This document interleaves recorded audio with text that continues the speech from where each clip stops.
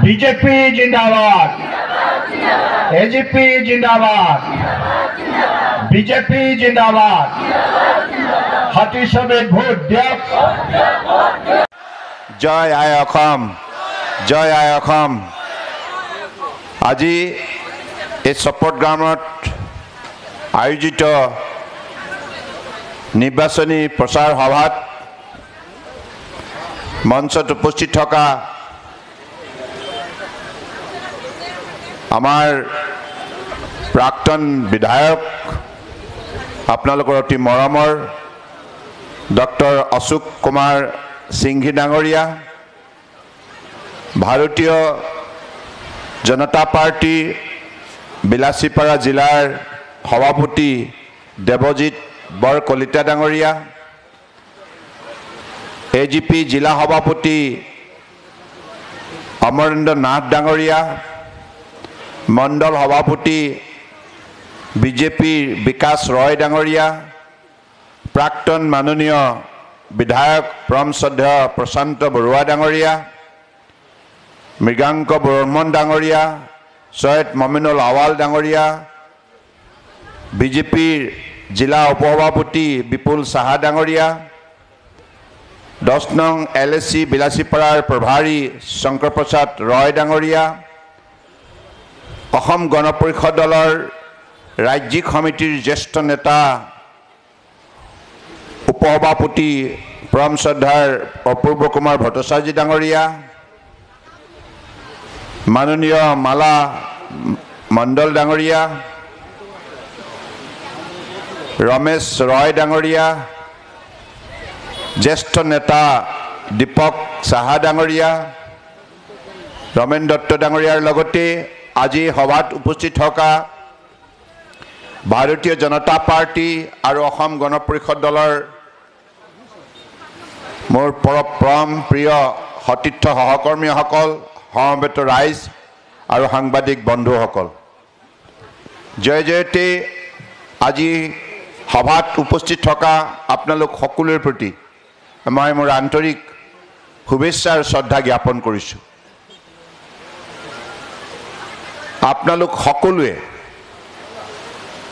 এটি কথা ভালদৰে উপলব্ধি কৰিছে যে দেশত পৰিৱৰ্তন আহিছে যে 10 বছৰত ভাৰত চৰকাৰৰ নেতৃত্ব বহন কৰা আমাৰ দেশৰ আদৰ্শবাদী নেতা পৃথিৱীৰ সৰ্বাতোতকৈ লোকপ্ৰিয় নেতা প্ৰধানমন্ত্ৰী নৰেন্দ্ৰ মোদী ডাঙৰীয়াৰ নেতৃত্বত যেনেধৰণে উন্নয়নমূলক কাম কাজবিলাক সফলভাৱে সম্পূৰ্ণ হ'ল সকলো পৰ্যায়ে সকলো শ্ৰেণীৰ লোকৰ বাবে যিবিলাক আঁচনি আৰু পৰিকল্পনা প্ৰস্তুত কৰি সময়মতে উন্নত মানদণ্ডৰে ইয়াক ৰূপায়ণ কৰিলে তাৰ ফলত আজি সমাজৰ আটাইতকৈ দৰিদ্ৰজনৰ পৰা আৰম্ভ কৰি শ্ৰমিক খেতিয়ক যুৱক যুৱতী পুৰুষ মহিলা বৃদ্ধ বৃদ্ধা বিধৱা দিব্যাং সকলো শ্ৰেণীৰ ৰাইজ আজি যেনেধৰণে উপকৃত হ'ল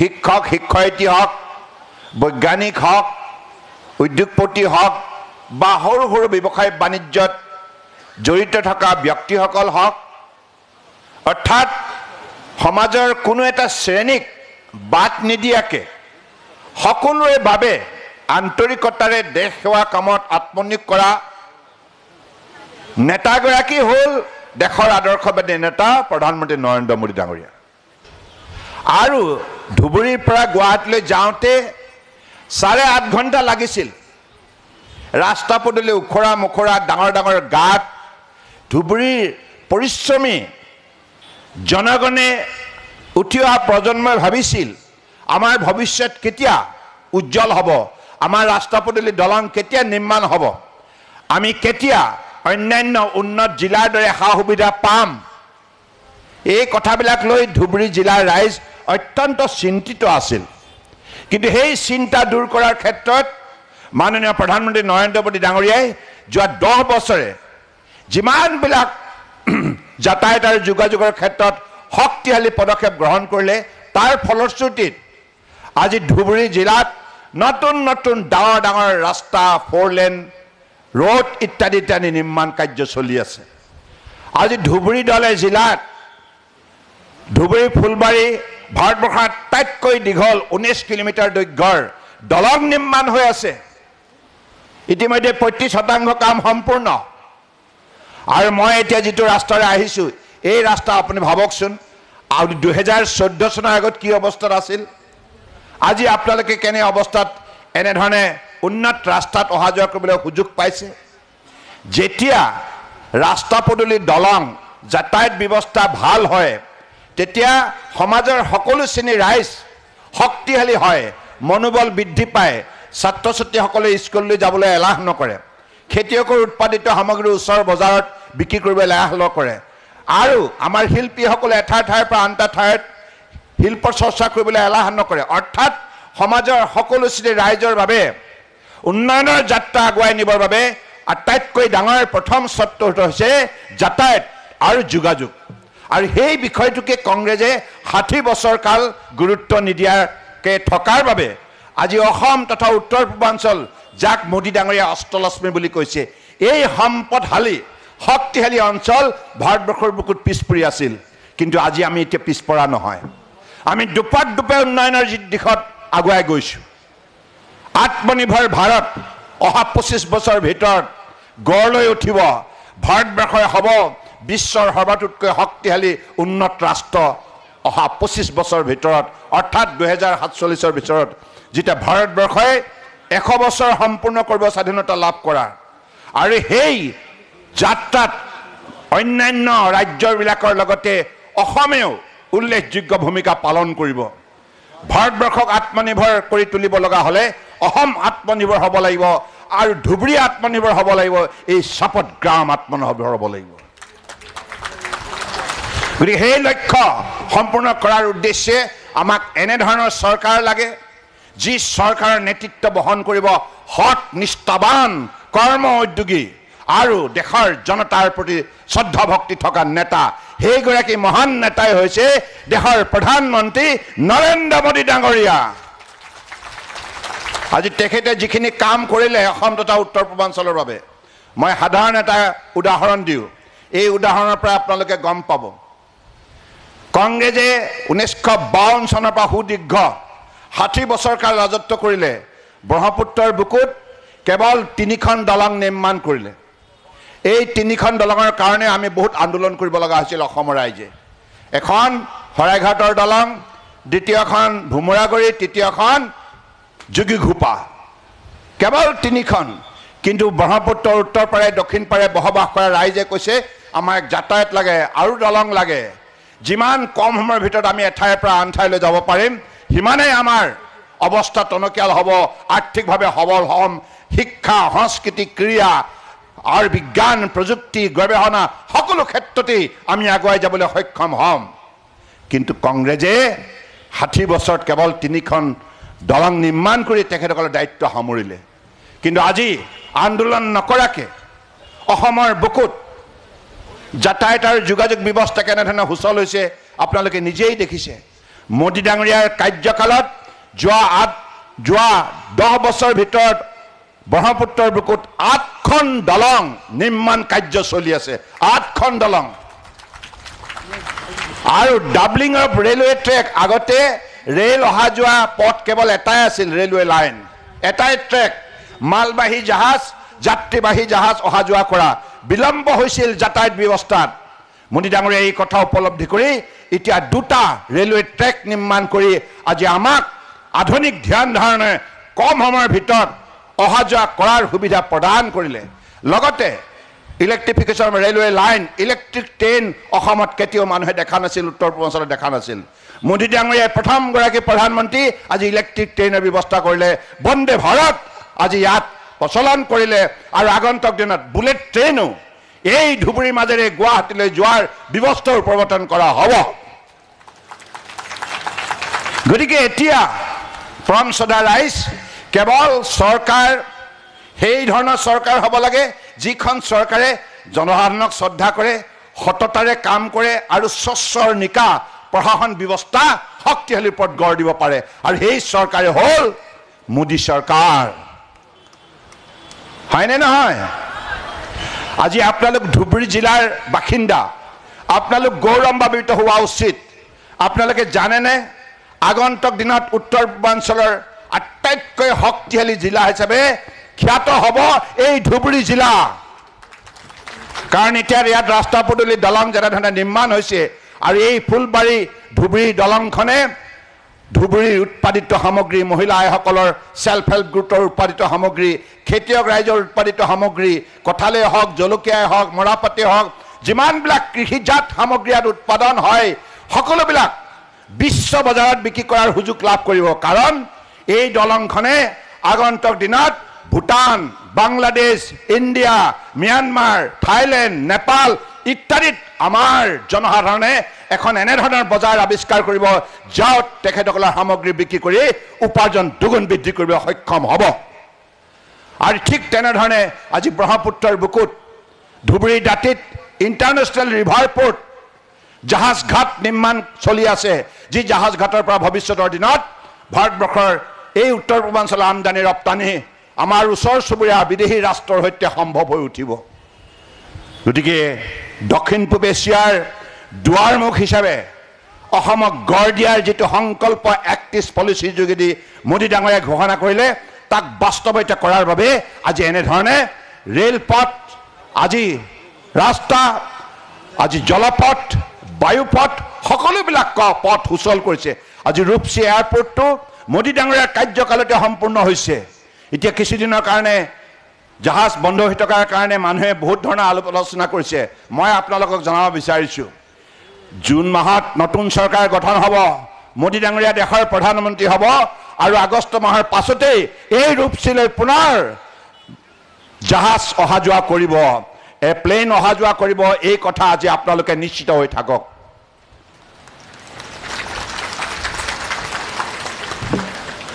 পৰম শ্ৰদ্ধাৰ আজি আমাৰ খেতিয়ক ৰাইজ, আপোনালোকে নিজেই দেখিছে PM কিষাণৰ যোগেদি খেতিয়ক ৰাইজক শক্তি প্ৰদান কৰাৰ বাবে আৰ্থিকভাৱে কেনেধৰণে মোদী ডাঙৰীয়াই সহায় নিৰন্তৰভাৱে কৰি আছে। প্ৰাইম মিনিষ্টাৰ কিষাণ ফচল বীমা যোজনাৰ যোগেদি আজি কিবা কাৰণত খেতি পথাৰত যদি বিনষ্ট হয় তাৰো ক্ষতিপূৰণ পোৱাৰ ব্যৱস্থা আজি এই বিমান আজি ইঞ্চুৰেঞ্চ পলিচিৰ যোগেদি সম্ভৱ কৰি তোলা হৈছে।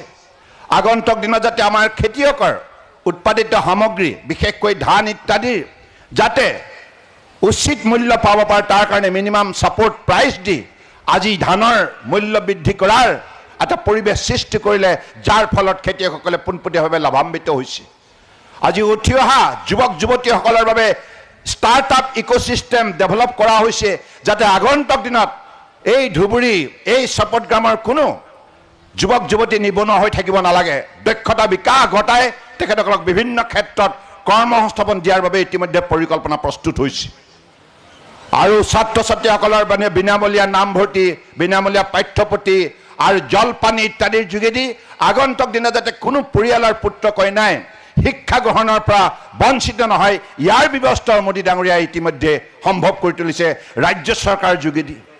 গতিকে মই বিশ্বাস ৰাখিছোঁ যে আপোনালোকে আগন্তুক দিনত নৰেন্দ্ৰ মোদী ডাঙৰীয়াৰ দৰে এগৰাকী মহান নেতাক তৃতীয়টো কাৰ্যকালৰ বাবে প্ৰধানমন্ত্ৰী হিচাপে আসনত অধিষ্ঠিত কৰাৰ নিমিত্তে এই ধুবুৰী লোকসভা সমষ্টিৰ পৰা ভাৰতীয় জনতা পাৰ্টি আৰু UPPL সমৰ্থিত AGP প্ৰাৰ্থী জাভেদ ইছলাম ডাঙৰীয়াক আপোনালোকে বিপুল ভোটত হাতীৰ ছবিত ভোট দি জয়যুক্ত কৰক আৰু মোদী ডাঙৰীয়াক তৃতীয়টো কাৰ্যকালৰ বাবে প্ৰধানমন্ত্ৰী হিচাপে শাসনত অধিষ্ঠিত কৰক। মোদী ডাঙৰীয়াৰ দৰে মহান নেতাই, শক্তিশালী নেতাই দেশক নেতৃত্ব দিলেহে দেশ সুৰক্ষিত হৈ থাকিব। আজি তাৰিখত আপোনালোকে ভাবক, BJP কাৰ্যকালত বিদেশী আক্ৰমণ বন্ধ হ'ল, কংগ্ৰেছৰ কাৰ্যকালত সঘনাই বিদেশী শত্ৰুৱে আক্ৰমণ কৰিছিল, দেশৰ জনগণক অনিশ্চয়তাৰ মাজত ৰাখিছিল, আতংকিত কৰি তুলিছিল আৰু সেই অশান্তি এতিয়া মোদী ডাঙৰীয়াই দূৰ কৰিলে। ইয়াৰ উপৰিও আজি অসমৰ বুকুত শান্তি প্ৰতিষ্ঠা কৰাৰ ক্ষেত্ৰত মোদী ডাঙৰীয়া আৰু অমিত শ্বাহ ডাঙৰীয়াৰ যি উল্লেখযোগ্য অৱদান আছে এই কথা আমি সকলোৱে মনত ৰাখিব লাগিব। আজি অসমৰ বুকুত হত্যাহিংসা, লুণ্ঠন, আজি বোমা বিস্ফোৰণ এই কথাবিলাক বন্ধ হৈ গ'ল। এইকাৰণে বন্ধ হ'ল কাৰণ অসমৰ বুকুত থকা সকলো উগ্ৰপন্থীৰ সৈতে আলাপ আলোচনাত মিলিত হৈ তেখেতসকলক মূল পথলৈ আনি সকলোৱে অস্ত্ৰ সম্বৰণ কৰি অসমত শান্তি প্ৰতিষ্ঠা কৰাৰ বাতাবৰণ সৃষ্টি কৰা হ'ল। য'ত শান্তি থাকে ততেই প্ৰগতি থাকে, ততেই পৰিশ্ৰম থাকে, ততেই সদ্ভাৱনা থাকে, ততেই সংস্কৃতি থাকে। গতিকে এনেধৰণৰ এটা শক্তিশালী মানৱীয় পৰিৱেশ, গণতান্ত্ৰিক পৰিৱেশ অসমৰ বুকুত নিৰ্মাণ কৰাৰ ক্ষেত্ৰত, উত্তৰ পূৰ্বাঞ্চলত নিৰ্মাণ কৰাৰ ক্ষেত্ৰত প্ৰধানমন্ত্ৰী ডাঙৰীয়াৰ যি অৱদান আছে ই আমি কেতিয়াও পাহৰা উচিত নহয়। হয়নে নহয় ৰাইজ? শান্তি আমিতো পাইছোঁ নহয়। আগতে অসমটো অশান্তি আছিল, আপোনালোকৰ সকলোৰে মনত আছে।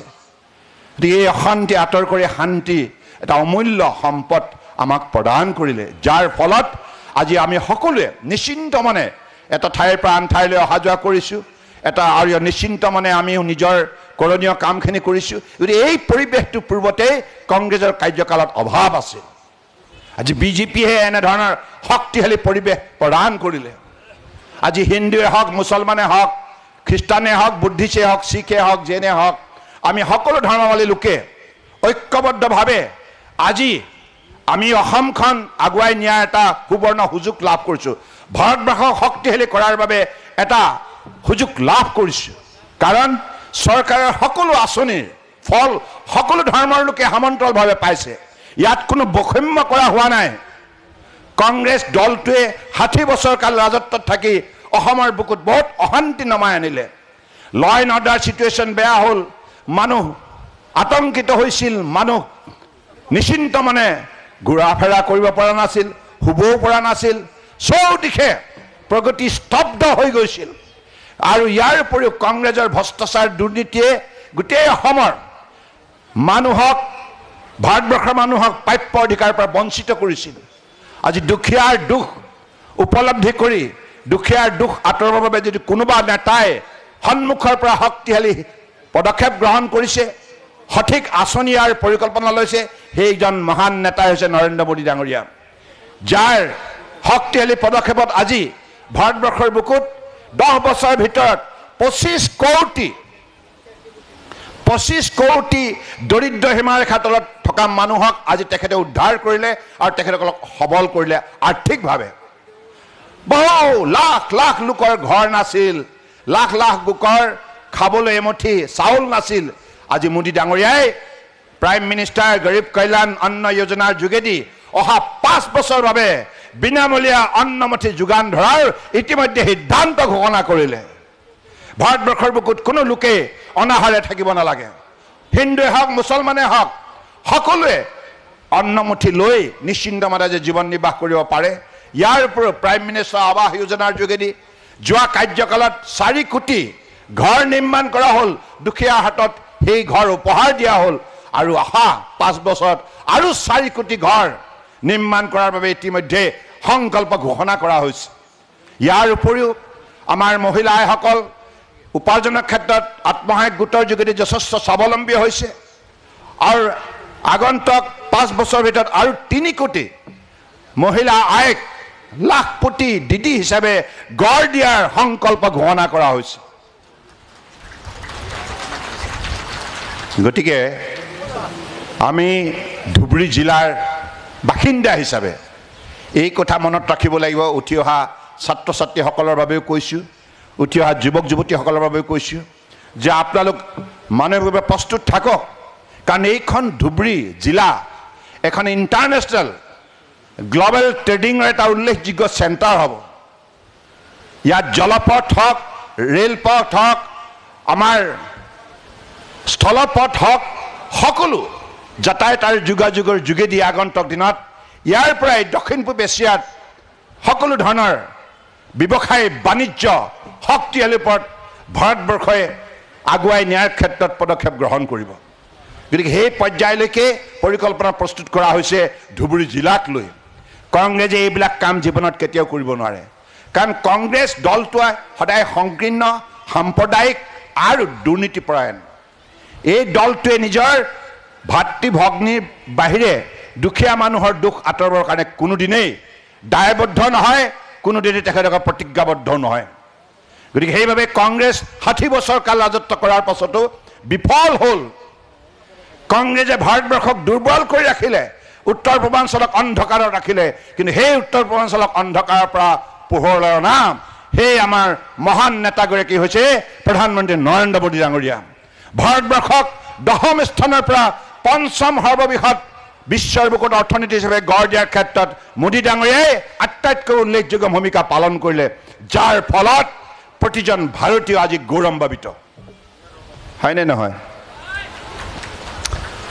যদি হয় তাহলে আমার সঙ্গে একটা কি কয় ভট্টাচার্য হ্যাঁ একটা স্লোগান সবাই দিয়ে, হ্যাঁ আমি ঠিকই বলছি তো? হ্যাঁ, আপনাকে আমি বিশেষভাবে অনুরোধ করি, আমার সঙ্গে যদি আপনি একমত তাহলে আমার সঙ্গে একটা নিশ্চয় স্লোগান দিয়ে যায়। নরেন্দ্র মোদী জিন্দাবাদ, নরেন্দ্র মোদী জিন্দাবাদ, নরেন্দ্র মোদী জিন্দাবাদ, নরেন্দ্র মোদী জিন্দাবাদ, হিমন্ত বিশ্ব শর্মা জিন্দাবাদ, হিমন্ত বিশ্ব শর্মা জিন্দাবাদ, হিমন্ত বিশ্ব শর্মা জিন্দাবাদ, জাভেদ ইসলাম জিন্দাবাদ, জাভেদ ইসলাম জিন্দাবাদ,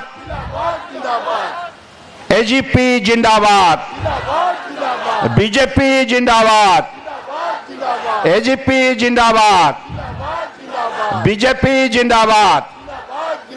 হাতী ছবিত ভোট দিয়ক, হাতী ছবিত ভোট দিয়ক, হাতী ছবিত ভোট দিয়ক। পৰম শ্ৰদ্ধা ৰাইজ, আপোনালোকক মই কি বুলি ধন্যবাদ দিম, ইমান শৃংখলাবদ্ধভাৱে এইখন সভাত আপোনালোকে উপস্থিত আছে। এইখনে হৈছে সুন্দৰ অসম, বৰাক ব্ৰহ্মপুত্ৰ পাহাৰ ভৈয়াম, আমি সবাই মিলি একে সঙ্গে থাকবো। ঠিকে আছেনে?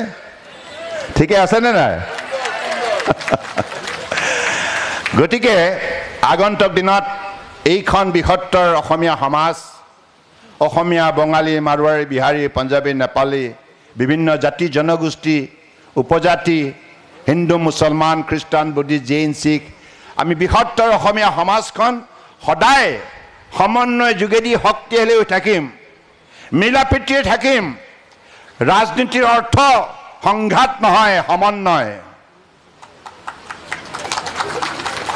গতিকে মাননীয় প্ৰধানমন্ত্ৰী ডাঙৰীয়াই সেইবাবে এখন সমন্বয় শক্তিশালী সমাজ ভাৰতবৰ্ষৰ বুকুত নিৰ্মাণ কৰিবৰ বাবে তেখেতে সাৰ্বজনীন নীতি গ্ৰহণ কৰিলে। গণতান্ত্ৰিক নীতি হ'ল সবকা সাথ, সবকা বিকাশ, सबका विश्वास और सबका प्रयास। अर्थात भारतबर्षर 140 कोटी 84 लाख लोक आमी सदाय एकेलगे থাকিম, एजने आन एजनक বিশ্বাসত লম और एकेलगे मिली कठोर परिश्रम करी এইখন भारतबर्षक विश्वर शक्तिशाली उन्नत राष्ट्र हिसाबे गढ़ी तुलिम, आत्मनिर्भर भारत हिसाबे गढ़ी तुलिम और विश्व गुरु हिसाबे विश्वर मानचित्र प्रतिष्ठा करिम।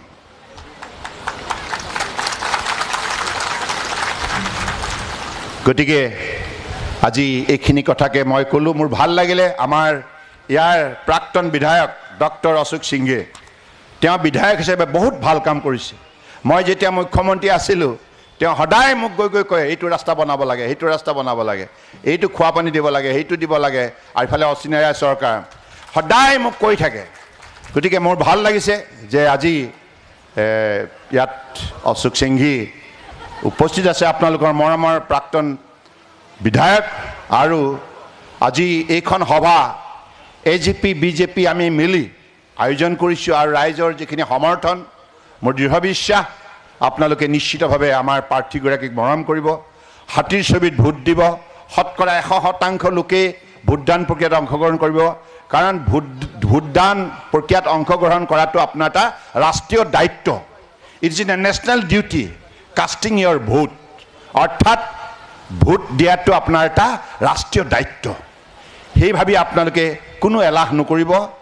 7 তাৰিখে পুৱাৰ পৰা আবেলিলৈকে যিটো সময় নিৰ্বাচনী আয়োগে থিৰাং কৰিছে, সেই সময়টোত আপোনালোকে যেন ভোটদান প্ৰক্ৰিয়াত শৃংখলাবদ্ধভাৱে শান্তিপূৰ্ণভাৱে অংশগ্ৰহণ কৰে, তাকেই আহ্বান জনাই আজি সভাত ৰাইজে যিখিনি মৰম চেনেহ দিলে আৰু চপতগ্ৰাম অঞ্চলৰ ৰাইজে ইমান শৃংখলাবদ্ধভাৱে এইখন সভা সফল কৰাত আপোনালোকে উদ্যোগ ল'লে, তাৰ বাবে মই আপোনালোকক দিবলৈ একোৱেই নাই মই কেৱল কোটি কোটি প্ৰণাম জনাইছোঁ भारत माता की भारत माता की भारत माता की वंदे वंदे वंदे धन्यवाद